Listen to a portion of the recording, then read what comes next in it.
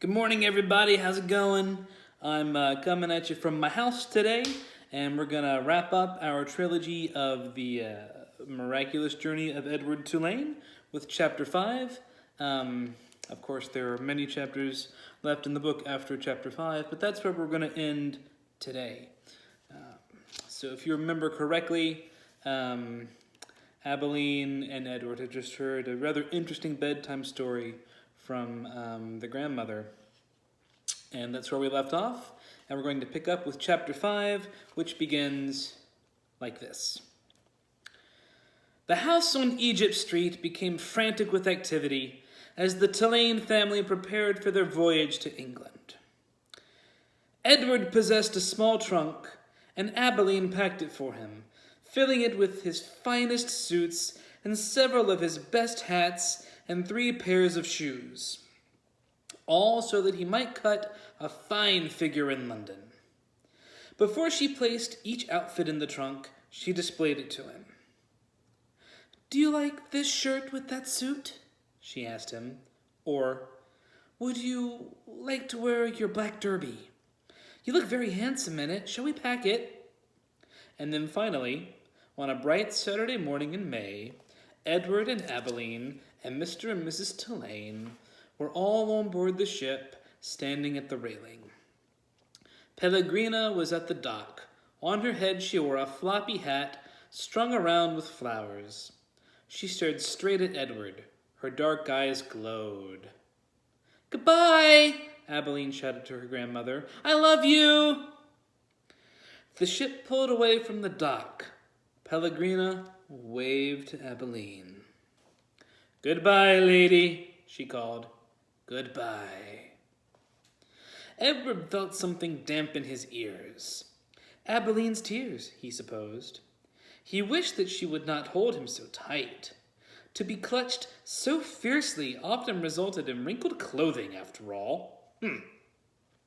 Finally, all the people on land, including Pellegrina, disappeared. Edward, for one, was relieved to see the last of her. As was to be expected, Edward Tulane exacted much attention on board the ship. "What a singular rabbit," said an elderly lady with 3 strings of pearls wrapped around her neck. She bent down to look more closely at Edward. "Thank you," said Abilene. Several little girls on board gave Edward deep glances full of longing. They asked Abilene if they might hold him. "No," said Abilene. "I'm afraid he's not the kind of rabbit who likes to be held by strangers." 2 young boys, brothers named Martin and Amos, took a particular interest in Edward. "What does he do?" Martin asked Abilene on their second day at sea. He pointed at Edward, who was sitting on a deck chair with his long legs stretched in front of him. "He doesn't do anything," said Abilene. "Does he wind up somewhere?" asked Amos. "No," said Abilene. "He does not wind up." "What's the point, then?" said Martin. "The point is that he is Edward." "That's not much of a point," said Amos. "It's not," agreed Martin. And then, after a long, thoughtful pause, he said, "I wouldn't let anybody dress me up like that." "Me either," said Amos. "Do his clothes come off?" asked Martin. "Of course they do," said Abilene. "He has many different outfits, and he has his own pajamas, too. They're made of silk."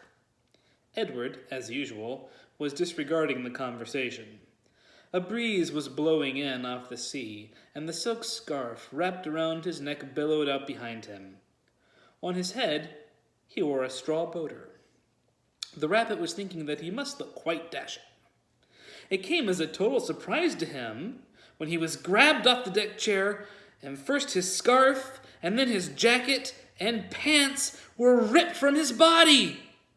Edward saw his pocket watch hit the deck of the ship and roll merrily toward Abilene's feet. "Look at him," said Martin. "He's even got underwear." He held Edward aloft so that Amos could see. "Take it off," shouted Amos. "No!" screamed Abilene. Martin removed Edward's underwear. Edward was paying attention now. He was mortified. He was completely naked except for the hat on his head, and the other passengers on board the ship were looking at him, directing curious and embarrassed glances his way. "Give him to me!" screamed Abilene. "He's mine!" "No," said Amos to Martin.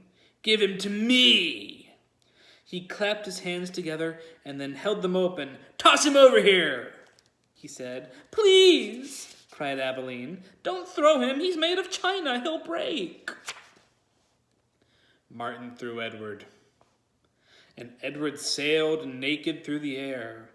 Only a moment ago, the rabbit had thought that being naked in front of a shipload of strangers was the worst thing that could possibly happen to him. But he was wrong. It was much worse being tossed in the same naked state from the hands of one grubby, laughing boy to another. Amos caught Edward and held him up, displaying him triumphantly. "Throw him back!" called Martin. Amos raised his arm, but just as he was getting ready to throw Edward, Abilene tackled him, shoving her head into his stomach and upsetting the boy's aim. And so it was that Edward did not go flying back into the dirty hands of Martin. Instead, Edward Tulane went overboard.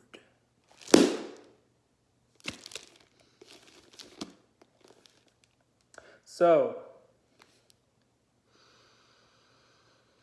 that means that Edward spends the rest of this book traveling over oceans of time and various places. Does he learn any lessons along the way? Does he find his way back to Abilene eventually? What becomes of Edward Tulane? One must read the book to find out. And I guarantee it is indeed, as the title suggests, a miraculous journey. Until next time, when we read something new, we'll see you later. Bye.